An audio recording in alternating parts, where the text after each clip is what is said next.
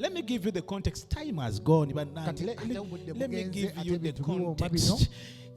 Jacob is at Bethel. If you go back and read the story of Abraham in chapter 12 and chapter 13, when Abraham encountered God, one of the places he encountered God, the place was Bethel. And he built an encounter there. So many years after, when his grandson came into that very spot where he built an altar and sacrificed to the Lord, he was running up and down seeking God on what his purpose was, what his next stage was.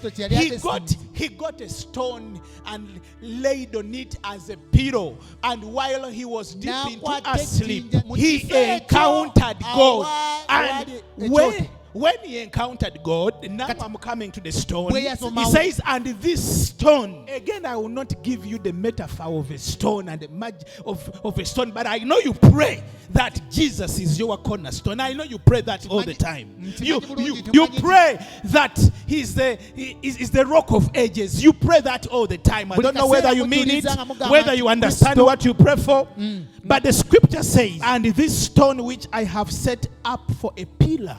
I don't know if I can explain what a pillar means, because the strength of any building, if you are an architecture engineer, you minimize the strength of a building into a pillar. A pillar holds, shall be God's house.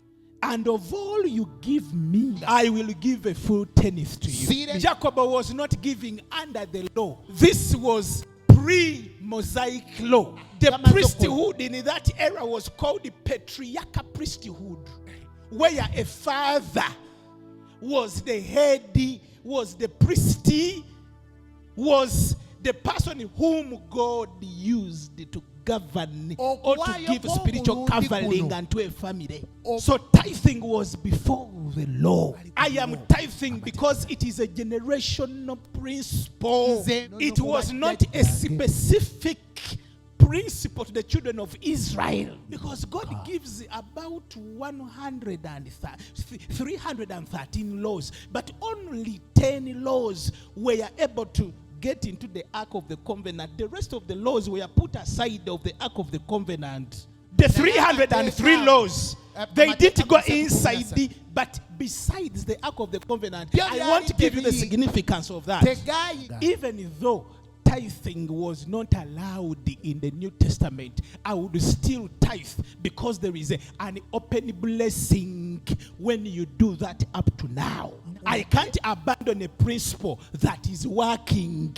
Amen. Amen.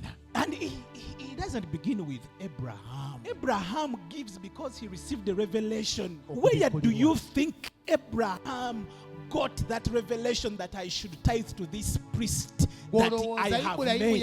Then your mind should take you way back from creation. You see that Genesis chapter 4, a story is common of Cain and Abel.